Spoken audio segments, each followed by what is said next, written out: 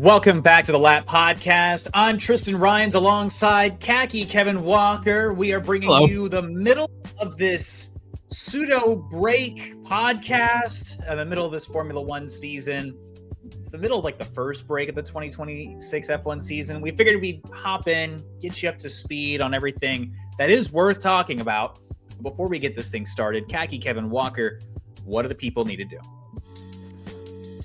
You need to go to YouTube. You need to go to all of the social medias that you frequent and follow the Lap Podcast. Subscribe, leave a comment, like it, send it to your grandma's cat, your best friend, your girlfriend, your boyfriend, your girlfriend and your boyfriend. We don't discriminate here. We got 15 days of the day of this recording until the next Grand Prix. That will be in Miami. Woo-hoo, go USA. So we're super excited about that, but we will keep you all entertained with various amounts of shorts and various amounts of videos in that time, because while it has been quiet and you can hear the crickets in the background, there are still things to talk about. And even when there isn't things to talk about, we make up things to talk about. So there'll be a quiz later on. We will do all kinds of different rankings and all the fun things, as well as keep you informed with the latest things that's happening and the earliest of editions of silly season. But until then, and for you to stay up to date on all that, subscribe, follow, share, like, comment, do all the fun things at the Lap. I mean, I couldn't have said it better than myself. We're at the 130 subscriber mark. We're chasing the magical 1,000. If you haven't joined the rest of the TLPs yet, join the TLPs. Subscribe. It costs you absolutely nothing. Especially subscribing on YouTube is the biggest way to support us. So drop a like, comment, hang out for a little bit. And the fastest way to know all the fun updates and see all the fun shorts is to turn the bell on as well. So in a newer development, Kevin and I have also, by the way, gotten some new F1 merch. Kevin is wearing his he was super excited to get this. He wanted to show it off for the podcast. He got his Lando Norris number one world champion shirt. We get a little spinaroonie.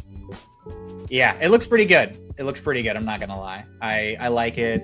The design team did a really good job. Took forever to get here. I spent a lot of money on it. That's not Lando's fault. Nothing's ever Lando's fault. It just came from the UK, and I live in America, so yeah. Worth it. You got a new shirt. In an effort to try to diversify the style in the podcast, I try to represent the teams. I wear a lot of Mercedes stuff, of course, but I do have Red Bull. You've seen me in McLaren stuff over the last almost 2 years now. I've got Williams gear, and I saw a deal on something I thought would be a really cool addition for the podcast. Something for Aston Martin. Now the problem you're going to understand here in a moment is that Aston Martin, what color does Aston Martin sport? I would say an emerald green. Okay, green. They also have like a highlight green yellow color, but nonetheless, I thought I would be okay. I'm not. I tried to get a hat.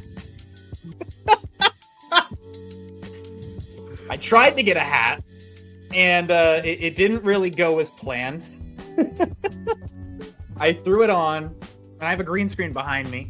I threw it on, and I was like, man, I can't wait. I've been rocking this thing for the last couple of days at work and was super excited about it. It's going to look great on the podcast. And I didn't expect the highlighter to blend in with my green screen. So why don't you turn off the green screen to show the TLPs, and then you can turn it back on. Let me see if I can do it.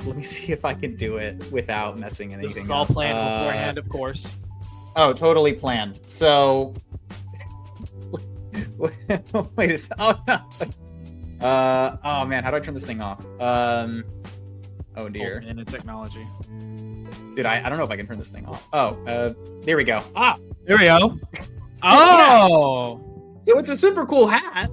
I got it on a good deal because Aston Martin are kind of booty cheeks right now. And it was last year's hat. But it is a cool hat. Unfortunately, I can't rock it during the stream, but I just want Aston Martin fans to know that you are represented in my wardrobe. So it was an effort. I hope that doesn't get discounted, but nonetheless, technology is catching up to old man Tristan. I don't know how else to describe it. That's just kind of the state of things right now.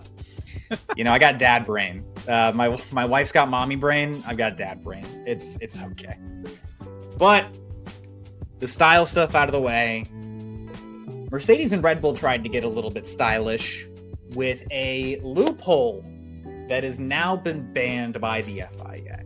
An exploit the rules used by Mercedes and Red Bull has been nipped in the bud by the FIA. It created quite a stir online this week.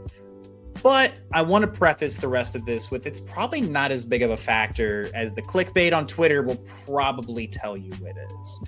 And I'm going to explain. But Kevin, I want your thoughts. What do you know about this? And then if you don't know something, I'd like to fill in the blanks. I would like for you to fill in all of the blanks because all I know is Mercedes and Red Bull does not benefit McLaren. So therefore, boo, bad McLaren, bad Mercedes. Get it out. Mercedes or McLaren good. Okay. Yeah, so I'm not biased. Average F1 Twitter user, but a loophole with the battery management was discovered and used in Australia, notably by both Mercedes and I think it was picked up on by Red Bull. And that allowed them to basically maximize the battery up to the start-finish line and then perform what is an emergency shutoff procedure that basically gave them an added boost right up to the end of their qualifying laps. The way the regulations look, or work, basically, the regulations call for a loss of 50 kilowatts per second of battery loss under deployment. But there was a scope in the regulations that allowed for teams to not have to follow that ramp down if the engine was shut off due to a technical reason, like a technical issue, like a component failure or like an emergency or something. The loophole was found in what was defined as a legitimate reason to power down the engine and what could be used for that competitive advantage, basically. So the teams took this interpretation that was a little bit too vague, is what it sounded like, and utilized it to their advantage. Wasn't breaking the rules. It was, again, the sport works in loopholes and gray areas, and both Red Bull and Mercedes were utilizing it. But what does it really look like? In essence, it's just more power for a little bit longer. So a hair of more speed on the final straight, coming out of the final turn. But the tell on this and how people discovered it in the first place was the near complete stop we would see after the laps were completed. So the cars would enter like a 1-minute reboot on track. Other teams noticed this back in Australia. The casual viewer, it looks like a routine stop. It looked like nothing was happening, like anything that would happen normally during a qualifying. Like somebody would finish their lap, pull off to the side, and start going slow. But everybody can see everybody else's telemetry, basically. And a lot of teams noticed how much harder that the Mercedes, at least in Australia, were ramping down. This was seen most notably in a deficient way by Alex Albon not in Australia, in Japan. It caused him to stop super hard, and going into T1 in Japan, it caused a yellow flag, almost a red flag, and then they were able to reboot the car and get it going again.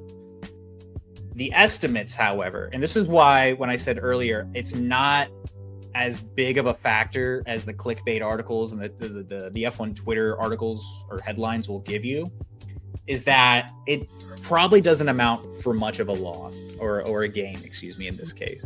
According to reporting from the race, gains were likely in the hundredths of a second range. So for those hailing, this is like a potential like Mercedes killer. I'm not going to bet on that. I would not bet on that. It was usable in Australia. Mercedes apparently they didn't even utilize this in China or Japan after finding issues with it. And basically, it wasn't a massive factor. When Mercedes used it, obviously, they shot up the Fords, blah, blah. That they looked great in Australia, but they were still leagues ahead without using this in China and Japan. In totality, Mercedes, this brings them a little bit closer back during qualifying to like Ferrari and your boys, McLaren, but it doesn't really hamper the race performance. For Red Bull, this brings them closer to the pits of despair. Every little advantage that they can find, they're clinging on to. This is one of those things that's not going to go their way. So that's the totality of it. That's the best way I can explain it in a couple of minutes or less. Why was it a big headline? There's not a lot going on right now, guys. There's not a lot of huge breaking news. any little changes to these regulations is still going to be noteworthy and newsworthy. Your impressions, Khaki Kevin Walker? I really don't have that many impressions. We're going to get a variety of these kinds of situations that are going to pop up this season, next season, and the next season after as we continue to work through these new regulations. And once they're not new anymore, still all the gray areas that are going to be exploited by any of the teams, by the top engineers and the top technical directors, all those gray areas are going to be tested, and all of them are going to be complained about because, like we've said in many, many, many episodes before, whatever your team doesn't come up with, well, that's not supposed to be allowed, right? That's not supposed to be there. But if all 11 teams on the grid did this, then the FIA probably wouldn't have done anything because nobody would have ever complained. It's just how these things work. It's well, I didn't come up with this, so boo you. And you don't get it because I don't get it. That's how these things work. It's all about gray areas. And I think that these things are going to continue to happen. This one, I think you did an incredible job explaining it. But and the way I understand it too is like Ferrari noticed it and they're looking for clarification on whether or not they should pursue this as an avenue or if it should have been outlawed, and the FIA was like, oh, this could be kind of a safety hazard. If the cars are completely shutting off during qualifying laps, during qualifying, it could be a huge problem. So closing this loophole, yeah, like it's a bit of it nips a little bit of time off of Mercedes. At most, this is a 10th, but I think that's incredibly optimistic. For Red Bull, this hurts them a little bit more on their grid position. But overall, I mean, it's one of the loopholes that are being clamped down on. And it's not a massive portion of the regulation, but it was more or less just, hey, like, stop doing that, guys. We're still awaiting news of any actual regulation tweaks or alterations. Like you mentioned, there's going to be a lot of things that are being discussed and talked about over the next few days and the next couple of weeks going back into Miami. There are actually meetings in regards to regulation tweaks actually happening as we speak. Yeah, I was going to say real quick, do you think any changes are going to be made, or tweaks as we could put it, rather than changes before Miami, or do you think that's going to be a post-Miami situation? Like reading on it, looking into it and reading on it as best as I could, it seems that there's not going to be a lot that's changing. I would say this might be one of the more notable ones, but it was, again, a small performance advantage that was more or less nominal. I would say, based on everything that I've read and everything that I've seen, I wouldn't expect there to be many even major tweaks. There's a bit of a back and forth going on behind the scenes, but everybody wants to make sure that they do it right and they do it effectively. Obviously, there are a lot of F1 fans who aren't happy with these regulations. They want to see them thrown in the bin, but that's not really how this sport works. It would take time for there to be something new put in place. Yeah. But there are meetings that are addressing tweaks that might need to be made to try to make the racing a little bit better. One of the problems that a lot of fans have is that qualifying, there's more lifting and coasting happening in qualifying than a lot of fans remember or have ever really seen. And so pushing the cars to the limit is not happening the same way that we're used to seeing in qualifying of the last few years, for instance. The problem would be that if they, let's say, took away more of the engine or the battery power, that the cars would just be notably slower. You're really not pushing the cars to the limits either. So there's a lot of give and take. I think any kind of major changes or tweaks would have to happen going into the next season, maybe even in 2028, considering that all the teams are already developing their cars for next year. Once the next season starts, you can begin developing for the next season. So there's going to be a lot of back and forth between the 11 teams. So there's going to be a lot of back and forth between the power unit suppliers. There's going to be a lot of back and forthing about major or minor tweaks. But I wouldn't expect anything major. Based on everything I've read, tweaks at most, you're not expecting any overhauls. Meetings in regards to the tweaks happening today as of this recording, the 15th, the day of this episode's release, the 16th. There's also going to be further discussions, and there's a higher level meeting happening on the 20th to continue smoothing out edges that have been agreed upon within the regulations, making sure everything A, can actually happen, and B, can be implemented within a certain amount of time. I wouldn't expect a ton of stuff that happens in 2026. So if that's what you're hoping for, sorry, I'm going to kill your optimism there. But there's probably going to be some changes going towards the end of the season, things that might be implemented that teams are going to have a period of adjustment to. And then in 2027, you'll probably see more of the actual reflection of anything a little bit more major, or even, you know, on the medium level of severity. So some changes, yeah, but nothing. I'm just saying, for a number of F1 fans who are not a big fan of these regulations, there are things I like, and there are things I don't necessarily like either. I try to be as pragmatic about it as I can be. I enjoy these regulations, I think, more than other people have in the past, or other members of the F1 community. I might be more optimistic for sure, but it looks like they're smoothing out edges where they can. But getting 11 teams to all agree in unison is sometimes a really, really, really hard thing to do. True. That is true. Yep. So for the TLPs, though, what are your thoughts on the FIA clampdown? Do you think it's going to have a bigger ramification for Mercedes and Red Bull than maybe even the experts are estimating? Let us know in the comments below.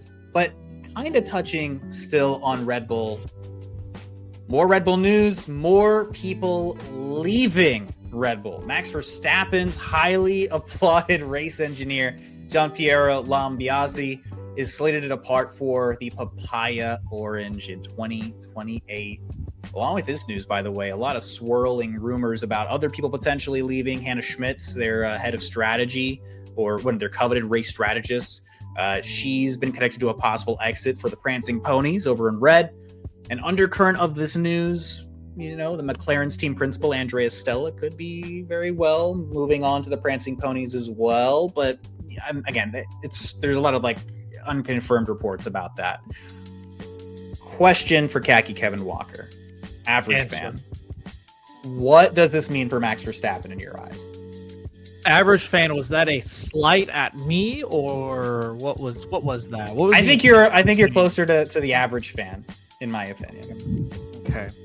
I'm going to decide not to be offended by that, but I can't promise that this time next week that won't offend me. My take on this is that we are getting ahead of the curve, which is not something that F1 teams always do. Sometimes their departures are a little bit sudden.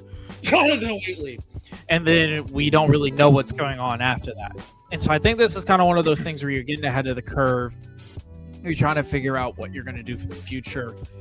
If there are talks happening between Stella and Ferrari, then great. You already have your backup plan in place, which is genius, a smart thing to do. 2028 means I'm not going to worry about it until at least 2027, which means I'm not really going to put a whole bunch of thought into it until we get a couple of years down the line. But what does this mean for Max Verstappen is the overarching question here, though. It's another reason for him to leave. That's what it is. One more reason for him to leave, which we seem to start putting more stacks in the reasons for him to leave pile rather than the reasons for him to stay pile. If I'm Red Bull and I'm a Red Bull fan, I've got to be scared because the chances of Max leaving are higher than ever. Whether if he retires or not, I don't know what that looks like. I don't even know where the hell he would go. Maybe, and I have seen connections that Oscar could leave by 2028 and Max would be at McLaren. The speculations run wild with these kinds of things because you just assume that because one driver worked with one person, they're going to follow that person everywhere they go. That's not always the case. It's definitely not always the case. So Adrian Newey going to Aston Martin. We assumed Max might be interested going there, and they look really rough to say the least. Yeah, I mean, and the list goes on and on and on.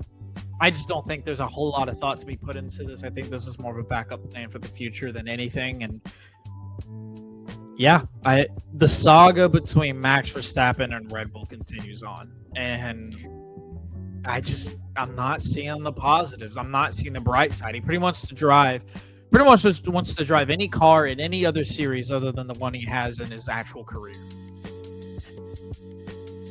I think that's a pretty good way of putting it, if I'm being honest. I did see those rumors too about him potentially replacing Oscar or potentially replacing maybe even Lando Norris, depending on who would be the odd man out at McLaren. Obviously, one of them is a World Drivers' Champion. You'd want to keep that guy around. But by 2028, who knows what the landscape could even look like for anybody. Hell, we don't even know where most of the drivers are going to be in 2027.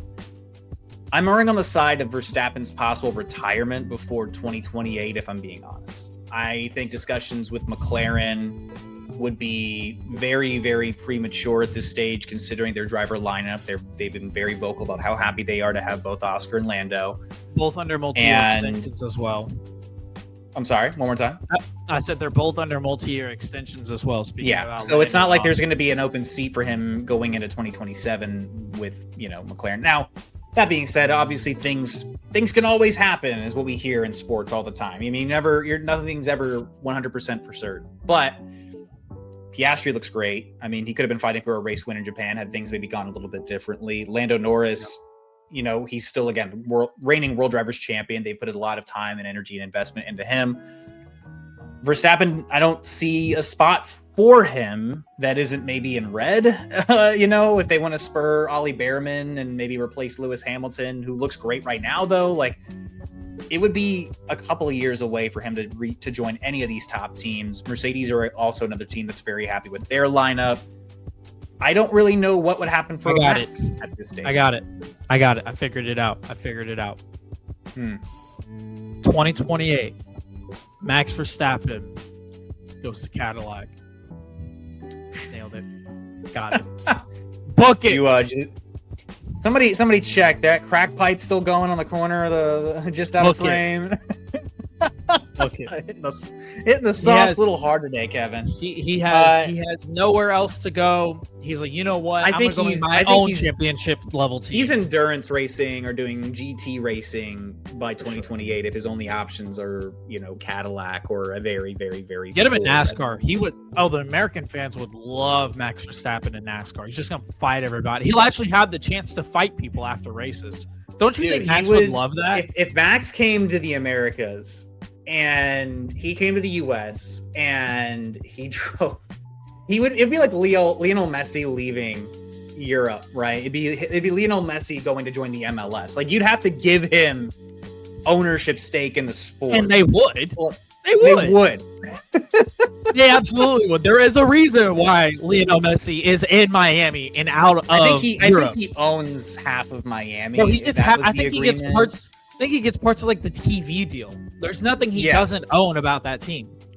Dude, Messi got an absolute monster bag. And that's exactly what would happen. I would imagine Max Verstappen would be received very similarly. Yeah. You'd be like, oh, who do you race for? I race for Team Max Verstappen.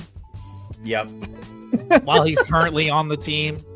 Michael Jordan's trying to figure out a way to bring him on specifically on that team. Jordan Verstappen Racing. I mean, they're doing really well in NASCAR too. MJ's got a team over there. They're doing pretty well to start the season. That would be my selling point. Be like, Max, we want to get you out of F1. We want to get you in the Americas. And here's our selling point. If you don't like how things are, he's not doing Indy. There's 0%. If you don't like how things are, just fight someone after the race. It's really cool. You could just fight people, and we really technically don't penalize you. Dude, they would hold people's arms behind their back and be like, oh, you got a problem with this guy? We'll let you rough him up. It would be, I don't think Max would ever come do NASCAR seriously. I think he would be he would hop in. He's going to go to Cadillac in 2028. So it's NASCAR or Cadillac. That's the way I see it. I mean, sometimes they even say the blind can see. So into the future.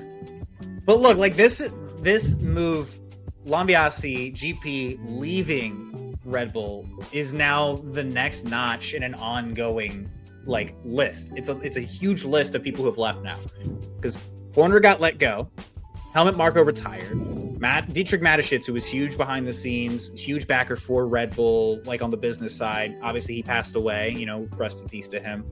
Rob Marshall, though, he's with McLaren. Will Courtney, also McLaren. Jonathan Wheatley left for Kick Sauber Audi. Now he's presumably going to Aston Martin. Adrian Newey, Aston Martin. So it's just, look, for Red Bull, I've been saying it. I said it going into the end of last year. I've repeated it a couple times, even just this season. This is a new era for Red Bull. There's a lot that is changing, that has changed. it's going to continue to get tough as a Red Bull fan. Like, everybody's leaving. Everybody's been ditching. Everybody's been going off to different ventures and you know, furthering their careers, right? Laurent Mekies has a very unique opportunity within all this to really build his team from the ground up and it become his team. Because last year, admittedly, and this is not to take away from Laurent Mekies, but he adopted a team that was really well put together under Christian Horner and decided to keep investing in 25 and utilizing 26 really as like a rebuild. I said this going back to last season. It's going to be a while. It's going to be a while before Red Bull are back at the front. I'm not saying it's going to be 20 years, but it might be at least a couple of years, 2 to 3 years before we're seeing them really fight at the front. Because we know they can produce a strong engine already, which is already a huge push forward because they weren't eligible for the ADUO, the ADUO upgrades, which we're going to talk about literally in a few moments. But their chassis and their aero have been ransacked. They look rough. That car has the power, according to the powers that be, according to the FIA, that it could be competing with the Mercedes, and it's not. It is middle of the field, fighting with the Alpines right now at best. Yeah. Changes are going to be happening at Red Bull. Things are going to be changing. Max Verstappen might be a part of that change, ladies and gentlemen. The question that's on all of our minds, though, is where the hell is he going to go? I think he's just going to go be a dad. Maybe that's a boring answer, but I think he's going to retire and just. Boring. I think he's going to retire. I don't know what 2028 would look like. I don't know what 2027 is going to look like. He could also just be a freelance racer, though. Like, what do you think this guy's going to be? Sonny Hayes in the F1 That's movie? Exactly what I was pitching. Yeah, just be a freelance racer. And I'm not saying this so much in a joking way like I was with the NASCAR and Cadillac stuff, but if that does happen, I did say it first. But like, yeah, I think he could go be a dad and then just be like, hey, I want to. Dude, he's going to be doing side quests. He's going to be managing his teams. Like, he's going to go doing all these different things. You know, Team Redline, the streaming stuff. Like, he has a lot of things that he's interested in. I know that he's got a lot of different little business ventures, and I know he's got a lot of people that are clamoring and chomping at the bit to have him a part of anything that they're a part of. He's going to have options, but I just don't know that he's going to be in the sport for that much longer. Again, I've said this even privately. I think by 2028, it would not shock me if Max Verstappen is retired. It would not shock me. But you heard me slip in something interesting, hopefully, you think is interesting, within the end of that last little bit. What the hell is ADUO? ADUO. What the hell even is that? Are you sure that's what you if you're calling it ADUO, I think is how people have been like shorthanding it. ADUO. But if you're chronically on F1 Twitter, like me, you may have seen this term thrown around a little bit over the last couple of weeks since the sport went on its unplanned hiatus. If you aren't on F1 Twitter like us, let me define it for you. ADUO, or ADUO, stands for Additional Development and Upgrade Opportunities. Basically, if a power unit manufacturer is at least 2%, but less than 4% they basically have a deficit to the top performing power unit, they are allowed to upgrade their engine 2 times in a year. So the way they conduct this is a ICE, a performance index. They have an index for all the power that comes through the power units. And they found that Mercedes, of course, are top of the class. That's not shocking to anybody. But surprisingly, Red Bull were within 2% of that power output. But that means that everybody else, Ferrari, Honda, and Audi, have the chance to now close the power gap to Mercedes and Red Bull over the course of the next 365 days, basically. Mercedes are likely going to see their performance gap close a little bit. They can't continue to upgrade their engines. Everybody else gets the opportunity to. But again, why did I mention Red Bull? Apparently, Red Bull's engine is actually, again, really strong, but they can't be a part of this, even with a midfield car, because their chassis and their aero have been really, really, really rough. Makes Ford look bad.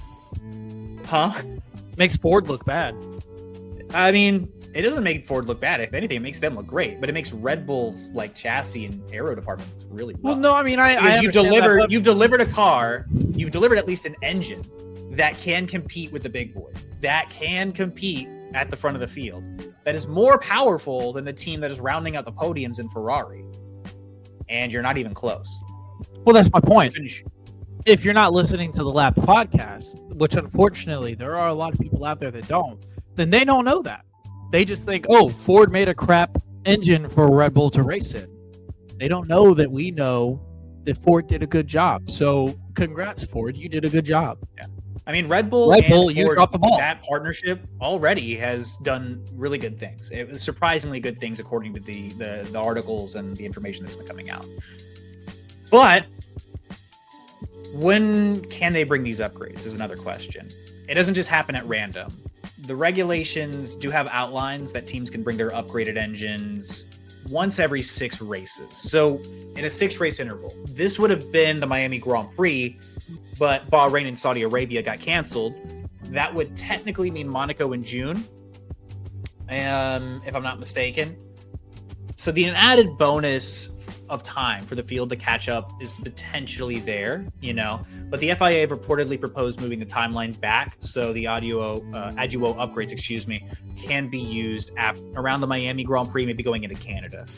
So we're not entirely sure when we might see some potentially new Ferrari engines that would affect Haas as well as Cadillac, by the way, or Aston Martin getting a new engine, or Audi and their team getting a new engine, but they are within the threshold to do so. Just some interesting information for the listeners.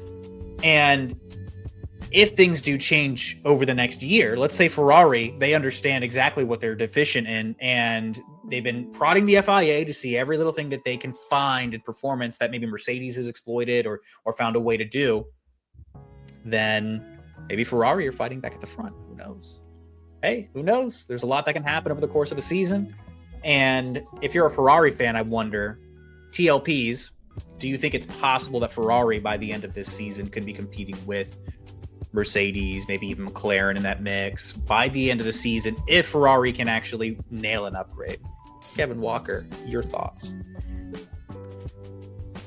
It closes the gap a little bit. It makes me excited from that perspective, but I also don't want this sport to become uniform where, hey, this team's doing really good and we need to even out the playing field for everybody else. The whole point is not for everybody to finish across the finish line at the same time. And I appreciate the FIA and I appreciate Formula One trying to close that gap to make racing more interesting and more fun. I just don't want everything to fall uniform, and I'm not saying that that's going to allow this ADUO system is going to allow that to happen. But that's the only thing that I would be a little bit concerned about. Interesting. But no, I mean, this is something that's existed for a while, if I'm not mistaken. So I think this is only going to be a net positive for the racing perspective. But we'll see how it develops. Obviously, Ferrari still have to do the actual job of doing the engineering and putting this all together.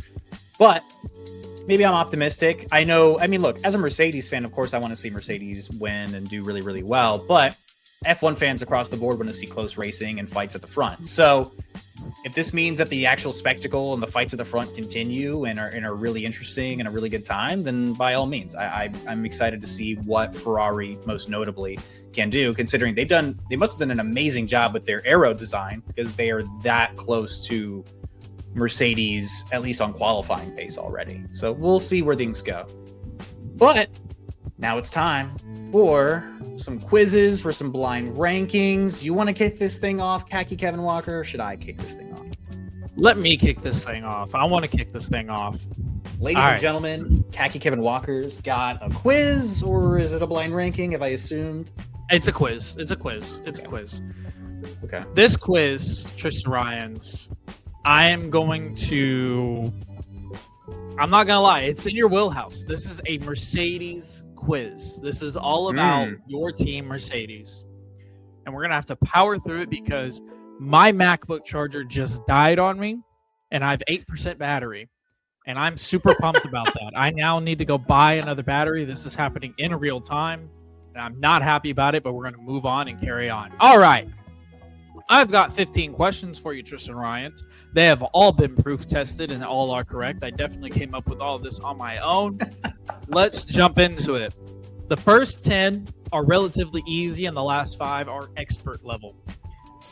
This starts with the history and origins. Before returning as a full works team in 2010, Which team did Mercedes-Benz purchase to enter the grid? I have multiple choice, or if you feel confident enough to get it, then you can say the answer. I want to say it was Braun GP. Tell him what he's won. Tell him what he's won, ladies and gentlemen. Braun GP is the answer.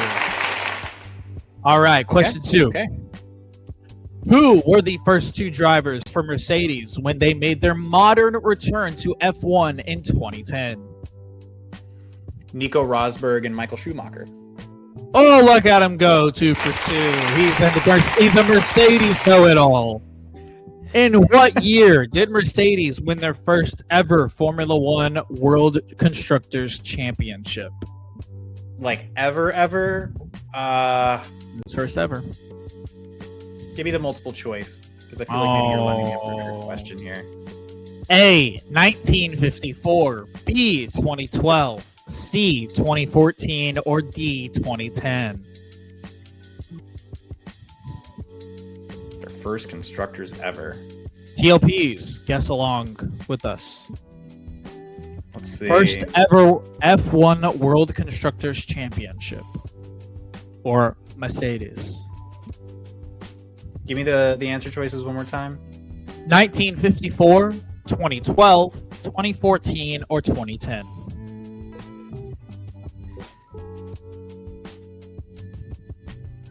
Would have been... No. I don't think it's 1954. You said 2012, 2010, and 2014 were the other options? Correct. All right, Tristan, my laptop's going to die.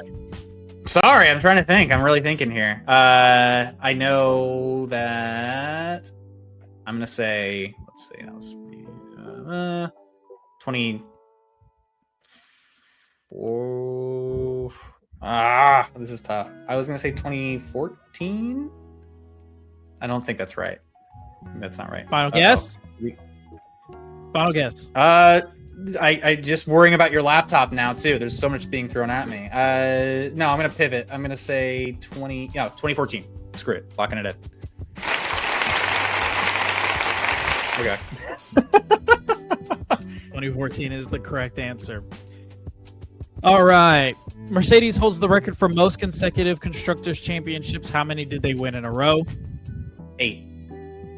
8 is the correct answer. Which Mercedes driver won the Drivers' Championship in 2016 and announced his retirement only 5 days later? Oh, that would be one Nico Rosberg. Correct. All right, we're moving on here. We're doing fast. What was the nickname? Yeah, given you to are the- absolutely throttling on connection. I'm trying. I'm trying my best here. Okay. What was the nickname given to the Mercedes cars in 2020 and 2021 when they switched from their traditional silver livery to an all-black design? Oh. I mean, they weren't the Silver Arrows. Actually, I don't know this one. Multiple What are choice. my options? Yeah, multiple choice. Let's get it. The Black Mamba, the Midnight Arrows, the Black Arrows, or the Stealth Silver? Midnight Arrows. Ooh. I didn't know it. The Black Arrows was the correct answer. Your first and Okay. correct answer so far. All right, this is the technicals and management portion of this quiz.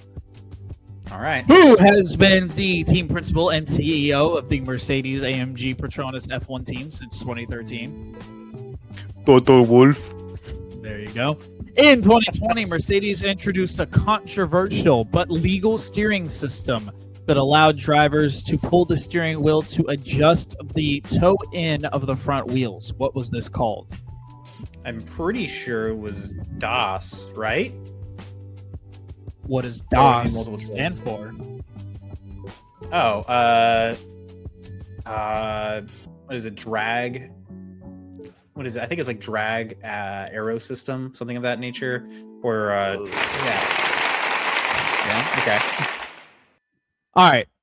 I'll give you half points. Half points. What was it? It It is DAS. DAS. Yeah. It's dual axis steering. That's right. Okay. So you get a half a point. You didn't necessarily get it wrong. I threw an extra one at you. All right. Record breakers. Lewis Hamilton achieved his 100th F1 race win for driving for Mercedes. And which Grand Prix did this happen? Ooh.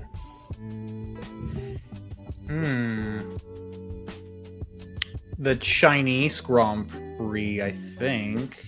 If I'm not right, give me my multiple choice. Okay, that is incorrect. Okay. No, there was a different marker there. Never mind. Okay. A, British Grand Prix. B, Russian Grand Prix. C, Turkish Grand Prix. Or D, Brazilian Grand Prix.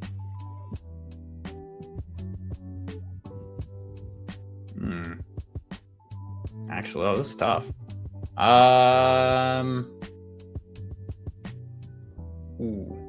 Wasn't Sochi, was it? I'm gonna say Turkish Grand Prix.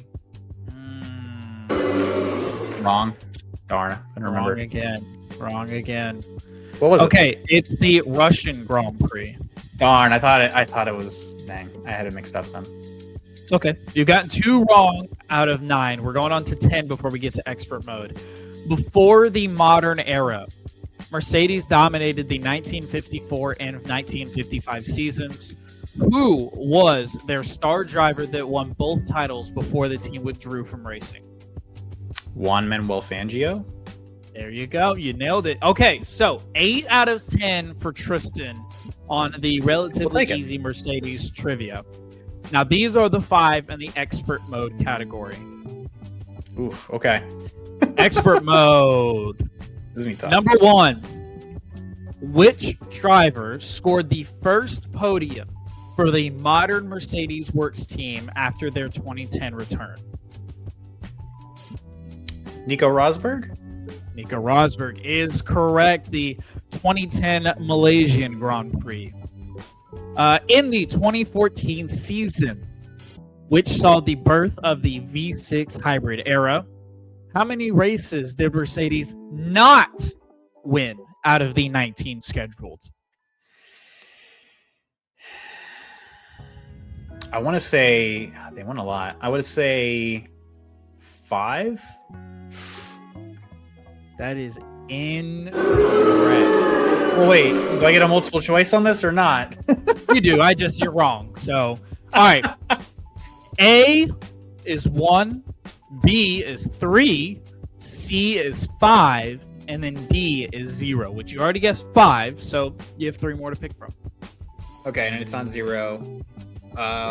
You said it was 3 or 1? 3 or 1, if you're going between those 2. And this is which season? It's the 2014 season, the birth of the V6 hybrid era. 3. 3 is correct, which were all won by Daniel Ricciardo, is in this note, by the way. So 3 for number 3. Who served as the technical director? There's 2 answers to this one because it's 2 different people technically. Who served as the technical director during the design of the W05 hybrid, the car that started Mercedes' record-breaking title run? James Allison. James Allison is incorrect. That is an answer choice, but it is incorrect. No, so he's the current one. Give me my multiple choice. All right. A is James Allison, who you already guessed. Mm-hmm. B is Bob Bell. D is Mike Elliott. And C is Aldo Costa. I don't know why I went D and then C there, but whatever.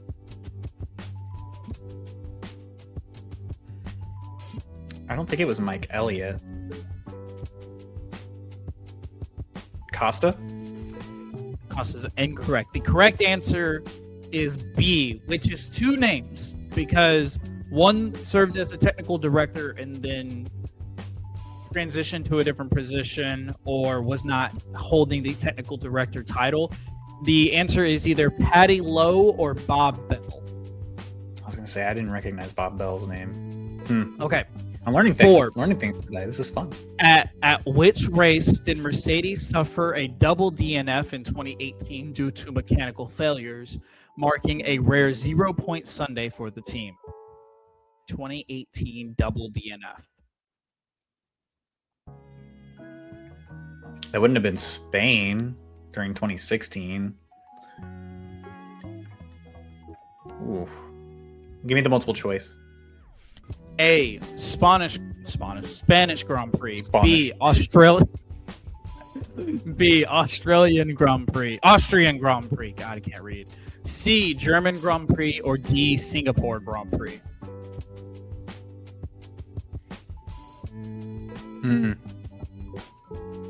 Singapore?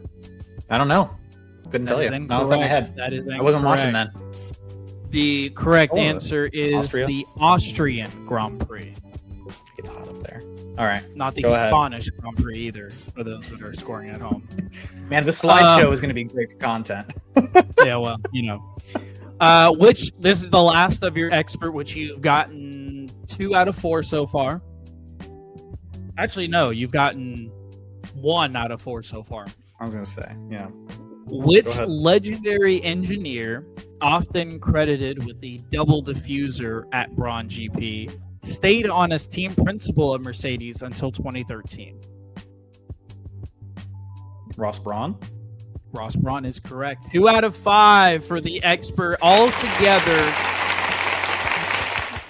Tristan gets 10 out of 15 correct on the Mercedes quiz. I did have a quiz ready to go for you, or not really a quiz. I had a blind ranking ready to go for you, but I can see you're struggling over there. I think we're gonna have to catch this one a little bit early, which is fine. It'll live. Next time we hop on, I'll hit you with this blind ranking. Ladies and gentlemen, though, that is Khaki Kevin Walker's slideshow. I am Tristan Ryans. That's going to do it for this episode of the Lap Podcast. We want to thank you guys for watching or listening all the way till the end. If you haven't joined the rest of the TLPs yet, make sure to do so. We're the 130 subscriber mark. We're chasing the magical 1,000. So if you haven't already, please subscribe. We're being back for another episode ahead of the Miami Grand Prix. Hopefully with some more fun breaking news. If not, we're going to be previewing the whole thing for you regardless, having a fun time. And at the very least, you've got at least a blind ranking coming your way, Khaki Kevin Walker. Ladies and gentlemen, that's going to do it for this episode. We'll catch you next time. Subscribe and be safe, be well, and let's go racing.